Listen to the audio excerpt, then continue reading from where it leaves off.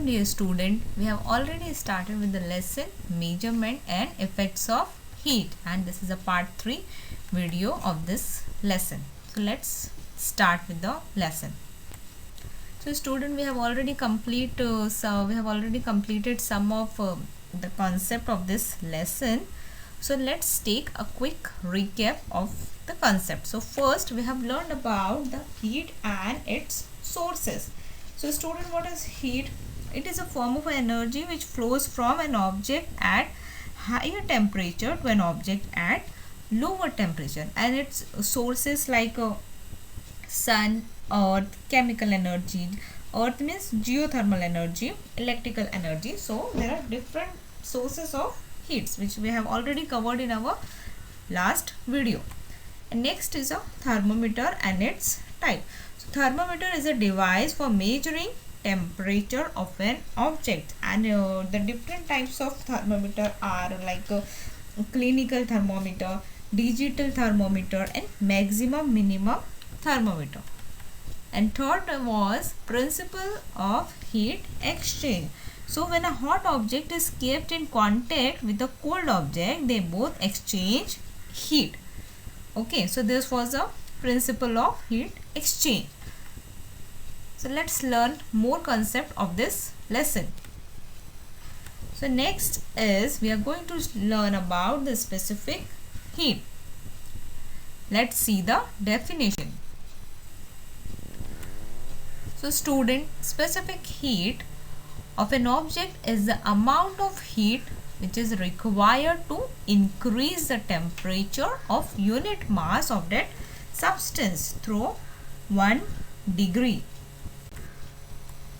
And specific heat is represented by the symbol C, and its unit in SI is joule per kilogram degree Celsius, and in CGS its unit is calorie per gram degree Celsius. Now suppose Q, amount of heat is required to increase the temperature of an object of mass M and specific heat C. So this M and C are the symbol of mass and specific heat from temperature Ti to temperature Tf. Now here Ti is the initial temperature and Tf is the final temperature. So this amount depends on the mass and specific heat of the object as well as on the increase in temperature, and it can be written as Q. Q is heat. So Q is equals to M into C into temperature difference, that is how the final temperature minus initial temperature, that is Tf minus Ti. So this is the temperature difference. Now let's learn about the calorimeter. So student, we have seen that a thermometer is used to measure the temperature of an object, and a calorimeter is used to measure the heat content of an object. So this is the difference between the thermometer and calorimeter. And using this equipment, we can measure the heat produced or absorbed in a physical or chemical process. So basically this is an instrument which can use to measure the heat which is absorbed or produced in a physical or chemical process. So this is a picture of calorimeter. Now student, you can observe the picture on the screen in which you can see the inside of the calorimeter.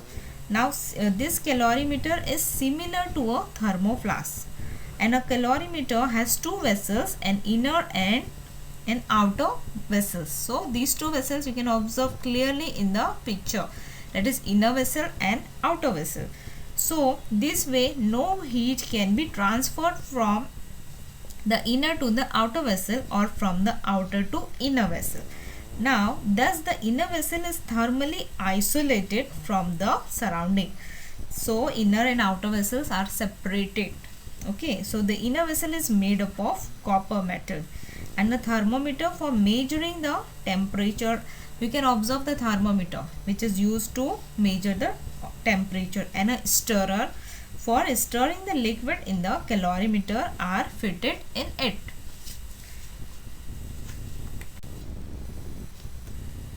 Now water at a fixed temperature is placed inside the calorimeter, and this means that the temperature of the inner vessel and that of the wet water in it are the same. Now when hot object is placed in water, that means inside the water which is present inside the calorimeter, heat is exchanged between the hot object, water and the calorimeter. So this is how the heat exchange takes place between the calorimeter and water in the calorimeter and the hot objects, and all the three reach the same temperature as the calorimeter is thermally isolated from the surroundings. The total heat lost by the hot object is equal to the total heat absorbed by the calorimeter and water inside it. So this is how the heat exchange takes place between the hot object and the calorimeter. Now similarly, if we put a cold object in the calorimeter, the cold object will receive heat from the water and its temperature will increase, and while water and calorimeter will lose heat and their temperature will decrease. So this is how we have seen that how the heat exchange takes place between the hot and cold object. In both the cases we have seen. Now suppose the mass of the inner vessel in the calorimeter is mc and its initial temperature is Ti, and the mass of the water in the calorimeter is mw. So water, therefore it is mass of water, so mw. Now the temperature of water will also be Ti. So what is Ti here? This is the initial temperature. Now suppose we place an object of mass mo. Now object mass, therefore it is denoted as mo, and temperature TO, that means temperature of the object inside the calorimeter. Now if TO, that is temperature of object, is higher than Ti, that is initial temperature, so the object will give away heat to the calorimeter and water, and soon the temperature of all the three will become the same. That means the temperature of object, temperature of water and the temperature of calorimeter, so they become same. Why? Because the heat exchange takes place between these three things. Now suppose the final temperature is Tf. Just now I have told you that final temperature is denoted by Tf. So the total heat given away by the object, that is Q0, will be equal to the sum of heat gained by the calorimeter and by water. So we can here in the picture you can observe the heat exchange taking place between the hot object and the cold object. So the heat lost by the hot object will be equal to heat gained. Heat gained means heat absorbed by the calorimeter, and heat gained by the water, that means heat absorbed by the water which is present in the calorimeter. So this can be represented as Q0, that means heat lost by the object, which is equals to heat gained by the calorimeter, which is denoted by Qc, plus heat gained or heat absorbed by the water, that will be denoted as Qw. So this is our equation number 4. Now Q0, Qo, that means heat of object, Qc, heat absorbed by the calorimeter, and Qw, that is heat absorbed by the water, depends on mass, that is m, specific heat, and change in temperature, that is delta T. Now here changes is in temperature, that means final temperature minus initial temperature, and which is denoted by delta T. Now if the specific heats of the material of calorimeter, water and the object are Cc, so these are the symbols, that means Cc means specific heat of the calorimeter, Cw means specific heat of the water, and Co, that means specific heat of object respectively. So we can write using formula 3, that is we can write it as Qo, that means heat of object which is equals to MO multiplied by delta TO multiplied by CO. So this was all about the heat of object. And delta TO means temperature difference. So here delta TO will be equals to TO minus TF. That means final temperature of object minus temperature of final temperature. Okay. And next, that means heat of the water can be written as QW is equals to mass of water multiplied by delta TW. So here temperature difference which takes place between the water and CW, that is CW is specific heat of water, and here delta TW, that is temperature difference of water will be equals to final temperature minus initial temperature. That means how the temperature is increases, okay, or difference. Now next is the heat of the calorimeter will be written as MC multiplied, that means mass of calorimeter multiplied by delta TC. Now delta TC means temperature difference of the calorimeter, that means how the temperature increases, okay, and from initial to final, and specific heat of calorimeter, that is CC.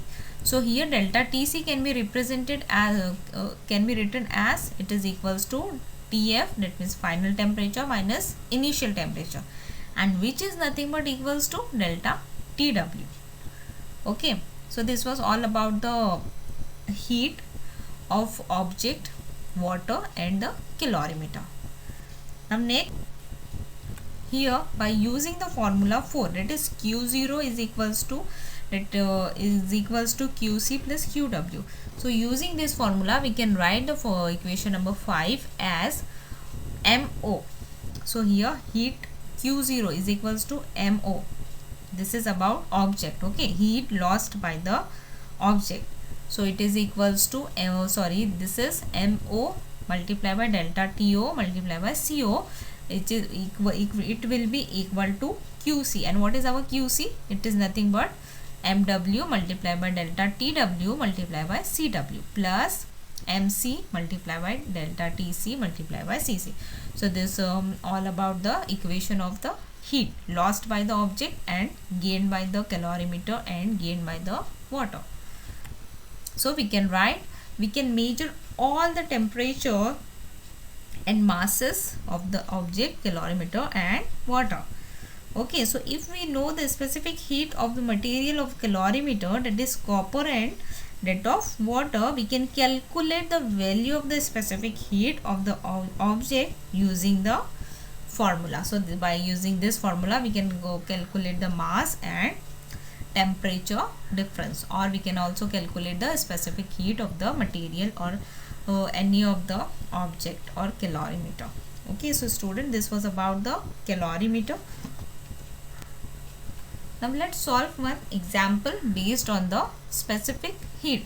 So our question is, when a substance having mass 3 kg receives 600 calorie of heat, its temperature increases by 10 degrees Celsius. So what is the specific heat of the substance? So student, here we have to calculate the specific heat of a object or a substance. So let's solve it. So given values in questions are, first mass 3 kg, that is our M, and next Q, this is heat. So Q is equals to 600 calorie of heat, and delta T, that is temperature difference, is 10 degrees Celsius. So we have to find out here specific heat of a substance, that is C.